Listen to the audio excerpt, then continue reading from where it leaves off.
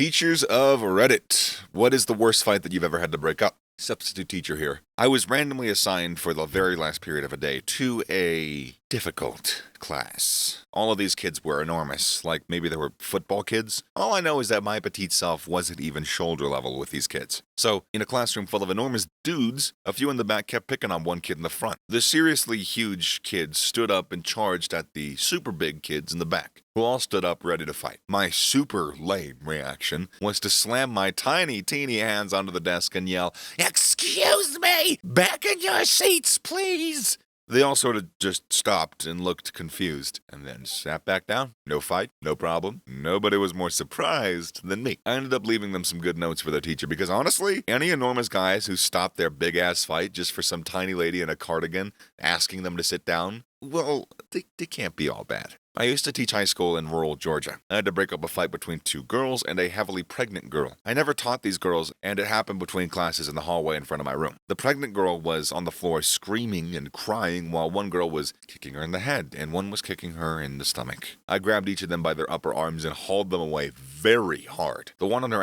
started crying about how I'd hurt her. The other girl acted like she was going to rush me or the pregnant girl, so I grabbed her, held her back, and told her that if she tried it again, I'd make her wish she hadn't. She tried to hit me, but I twisted her arm until she was on the floor kneeling and screaming. Meanwhile, one of the other teachers helped the pregnant girl and another called the nurse/principal. I was the only one to act for a good 30 to 40 seconds. Jeez, tell me the unborn baby was okay. Do you know why they even fought? It's so messed up. The baby was okay, and so was the mother. I've only broken up a few fights, and they were pretty mundane, but if there's one thing I know is that girls' fights are worse than boys'. Girls will go for your eyes, but boys typically stick to an honor code. No hits below the belt, and all that. To add to that, most guys I've seen fight tend to walk away from it with respect for each other. Girls tend to drag that grudge to the grave. Actual teacher here. It was after school, and I was headed to the copy room. On the way is the cafeteria, which had been cleared of all the tables and was basically just one big old empty area, except for the huge mass of students that had developed. I rushed into the massive crowd where two different circles had formed. It was literally like being at a metal concert with two mosh pits. At least 16 kids were fighting. When I broke through, one kid fell in front of me, and the guy who pushed him ran up and did a Janikowski kick to his head. All metal moshing instincts kicked in, and my main goal was to basically push away as many people as possible and keep them away from each other until more APs/officers could arrive for help. It was chaos. So I don't remember much after that. To this day, I don't know why they were fighting. Once everything was settled, I picked my paper back up, and I went back to making copies. When I was teaching high school in Baltimore, I was walking down the hall during my plan time, and I heard the sounds of fighting in the classroom. So I poked my head in, and I saw Sam, this big, sweet kid who I taught, with another kid pinned to the floor, flat laying on top of him. Hands pinned, etc. Sam is so big that this other kid is completely immobilized. Sam isn't doing anything to him. I think I can talk Sam into letting the kid go. I didn't know the other kid. So I bend down next to him and talk to him for a minute. I finally convince him to sit up. As soon as he starts to push back, the other kid gets his arm free and swipes at Sam with a knife. None of us knew he was folding, except for Sam. Sam has special needs, so I'm not sure if he just didn't think to tell us about the knife or if he was trying not to snitch. He narrowly missed my face/my neck, and Sam had him pinned back to the ground before any further attempts could be made. We let him stay that way until the police arrived. I don't get involved in fights anymore. I was in class one day and my teacher was a nice 50-something-year-old, sensitive, kind man. These two freshmen, one small and thin, but still a fighter, and a really chubby guy were roasting each other until the little guy got all pissed and they went at it. They were throwing each other at the board and throwing punches, and the whole class was in shock. My poor teacher had to step in, but they didn't want to stop, and he was getting hit too. Finally, some girl said, "Help him." After 45 seconds of all of us staring in awe, and they broke it up. My teacher said that he was real sore the next day. When I was student teaching, I had these two kids who were always getting in each other's faces. One day, they looked like they were actually gonna start throwing punches. The kid named Ben, one of my absolute favorite students, he was hilarious, looked at them and then at me. He must have seen the panic on my face. These boys were at least a foot taller than my 5-foot height, and my mentor teacher was never around. So he quickly stepped between them and said, ladies, calm down. You're both pretty. Everyone burst out laughing. It broke the tension and they both backed down. Ben was a great kid. I work in an alternative high school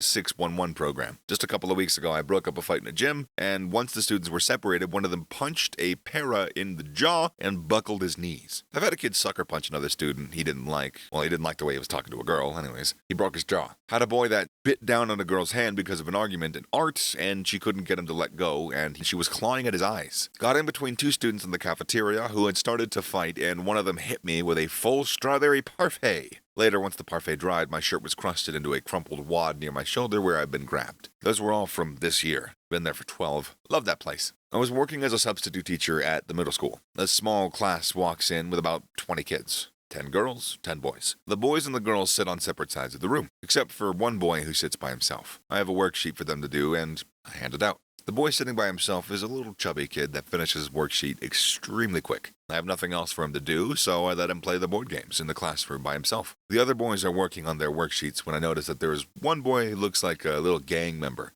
He starts hassling the chubby kid and causing trouble along with his little friends. I tell him to calm down and start talking to him and reprimanding him. While that's happening, his friends go behind my back and they start harassing the little chubby kid. The little chubby kid snaps and goes into a blind rage where he pushes a random kid that wasn't even interacting with him. The kid reacts by punching the chubby kid in the face, and the random kid had a bunch of rings in his hands, which cut up the chubby kid's face pretty bad. The chubby kid cries and I have to call the administration and wait for help. The whole time the chubby kid keeps saying that every single day they're always bullying him and that it was his brother's birthday today and he just wanted to have a good day. It was so sad, but from what I could tell, all three were going to get expelled because of zero tolerance. That's what the principal told me, at least I was writing my report. I pointed out how I thought the chubby kid was a good kid, and the real issue was the wannabe gang member, but nobody cared. In a quiet computing class, when suddenly two 15-year-olds stood up and decided to have a stare-down contest while grabbing each other by the throat, both boys seemed to be locked in blind, I'm going to squeeze the life out of you rage, and I had to physically pull them away from each other. After this, they both instantly calmed down, and nothing further ever came from it. So, worse not in violence, but in a what just happened kind of way. I was a student in American Civics my senior year, and for the majority of it, a student teacher taught it. Awesome guy who was really passionate about politics, but he kept his own personal political views private. He was great at his job, and I learned a lot from him. He encouraged us to care about our government without making anyone feel like they were wrong for their opinions. One day, two kids were